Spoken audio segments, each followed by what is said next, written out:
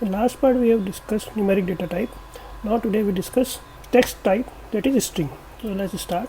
How to define string data type? I am assigning a variable x equal to. This string can be defined in single quotes, like I am defining hello Rahul, or it can be defined like double quotes hello Rahul. Python doesn't have character data type like in other programming language. String can be used to define characters. That is, Python is in string we can define array of characters. Now I'm printing this.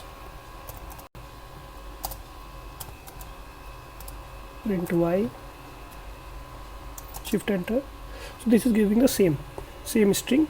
Either we can write single quote or double quote. How to write comment in Python?